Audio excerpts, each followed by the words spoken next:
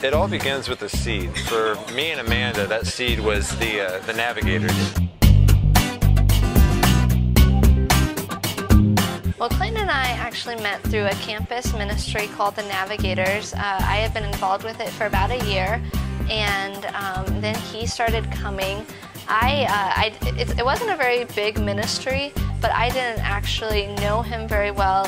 He had met my friend and my roommate Katie, so I knew that, you know, she said this new guy's gonna come check out the ministry, so I knew of him and had definitely seen him around. He got involved pretty early with music, but as far as even remembering his name or knowing too much about him, it wouldn't be for a few months until I really knew him. It was Halloween, and when I got there, I saw these two girls, and they were in this pea pod costume. It was green, and they were wearing green shirts, and they were being two peas in a pod for Halloween. Their names were Rachel Tiemann and Amanda Davenport. And Rachel talked to me because Rachel's nice. Amanda didn't even know I was there, but I guess that was the first night we met.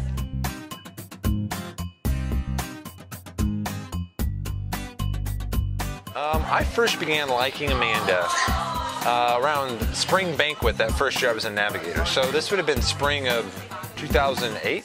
Spring of 2008 that I began liking her. I don't want to admit this on camera actually, but if I were to be honest, I would have to say I started liking him at the discipleship retreat that we had in spring of 2008, which was probably around 5 or 6 months after I initially had met him. And not really sure why I picked to start liking Clayton that weekend, because actually it was an awful weekend for me. Rachel and I had planned the entire weekend together, but right whenever I got there, I got really sick and felt awful, wanted to go home. So why I wanted to like a boy, I don't know. But I think that's when I started noticing him more and just appreciating him, enjoying being around him, and perhaps entertaining the thought that there could be something there. It was kind of a funny story because she asked me to help out running the Navigators spring banquet, and I thought she meant for me to do the whole thing. So I was really overwhelmed at first. I was like, I don't have the time. I'm not really sure I'd be the right person for this. So she thought I was pretty arrogant, and which I probably was. And then she informed me, no, I just need you to help with a few things. Making a video, actually, which I was more than happy to do. I think that I really appreciated the fact that Clayton was so confident and just outgoing and seemed to be able to strike up conversation with anyone, very friendly. We definitely were able to connect when we talked and just seemed able to relate with each other. Well, first of all, she's very pretty. I like her. She looks very nice. She's easy on the eyes, so to speak.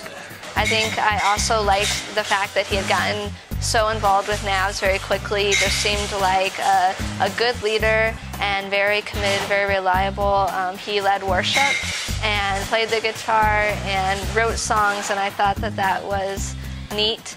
One of the things I really liked about her right off the bat was that she's a very good leader, and I could see that, and that was attractive to me, and I was really drawn to that in her. Her just ability to kind of take control and organize things and be a good leader. And then the other thing that really attracted me to her was that she really sought after God, which is something at that time, well now still, something that I was really wanting in a woman. And she had a heart after the Lord. And so that really attracted me to her, and that's one of the reasons why I started liking her. I thought he was cute.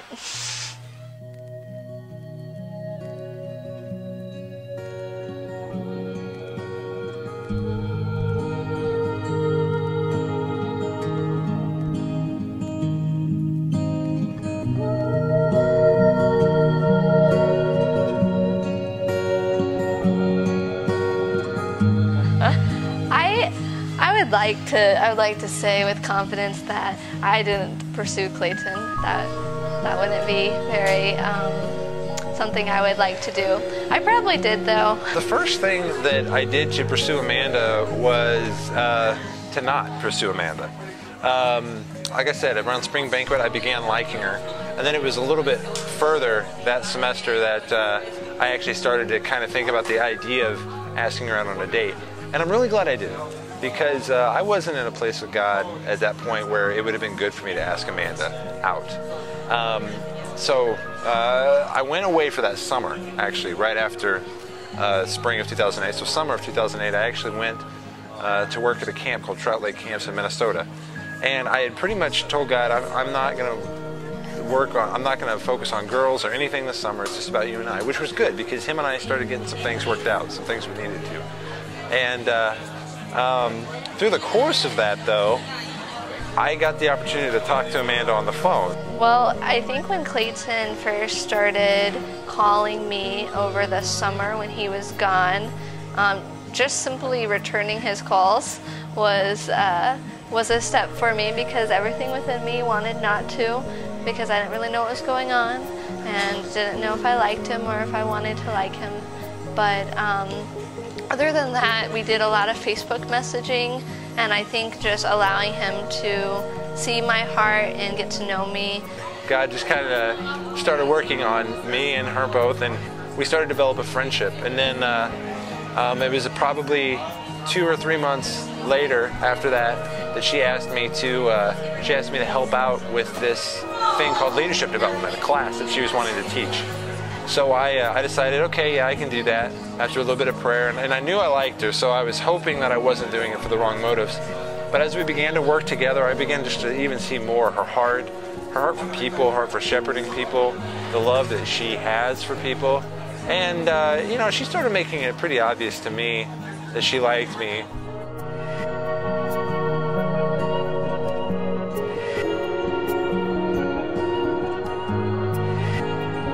The question of when Clayton and I started dating, you would think would be a pretty easy answer, but it has actually been a bit of a debate and a conversation point of confusion for us. But we started dating actually on December 6th of 2008, and we had really, I would say, even though we had liked each other on and off for the last several months, it had definitely been in the last probably 3 or 4 weeks that things had just become much more obvious, although neither of us could fully see it at that point, but it was leaning toward, it was building up to that moment. And you know, we just had gotten to know each other a lot more, spent a lot of time together, just hanging out, working on leadership development, finding all sorts of random excuses of reasons why we needed to get together. You know, Clayton said he had to come over and help me make cookies for the Christmas party for the NAVS leaders, even though I was totally capable doing it on my own. And then of course he stayed and hung out afterwards. So, you know, all these things were building up to this point of us dating.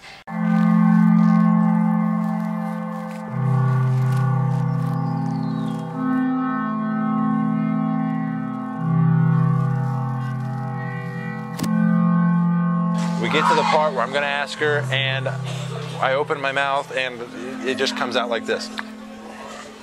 And so I didn't ask her. So we got back to her place. We were getting ready to make dinner, and this whole time I'm just kind of going, you loser, you moron. And she and I started making the food together.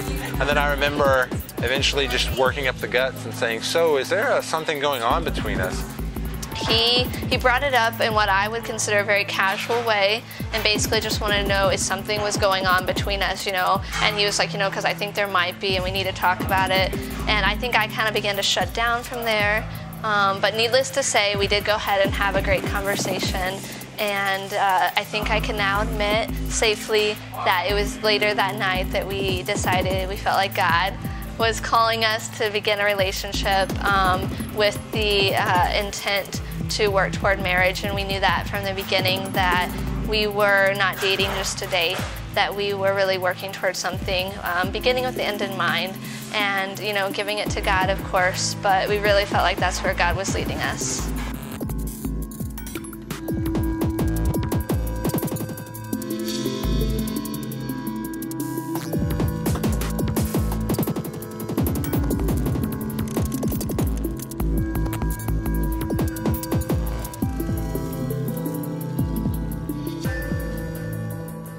I'm a selfish human being.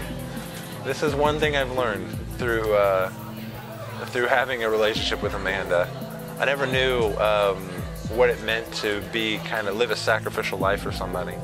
And I'm starting to see more and more what it means to kind of put yourself aside and care for somebody else.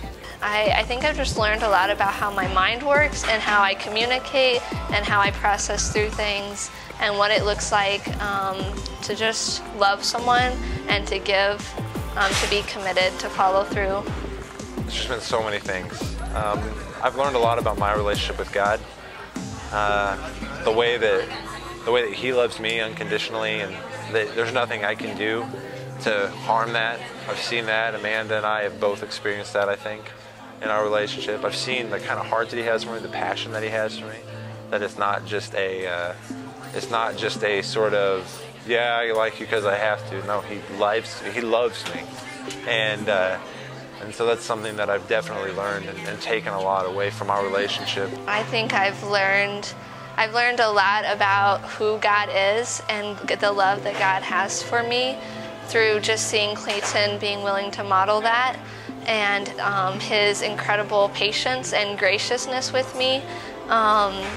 Clayton shows me on a daily basis when I mess up often is the same grace that God lavishes on us. And it's just unmerited favor and unconditional love. And so I feel like I see how I relate with God so much easier now that I can have a tangible picture of that through doing life with Clayton. I am very much looking forward to getting to spend life with her and come home every day and have her there and be able to just simply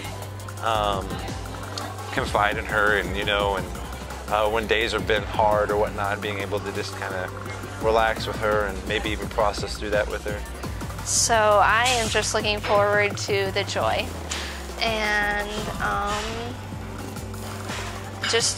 we know that the journey is going to be unpredictable, but the fact that we get to do it together, and at the end of the day, at the end of the season, that we can really push into each other and work together as a team to do the things that God puts in front of us, to bring God glory, and to know God in our own lives and to experience that.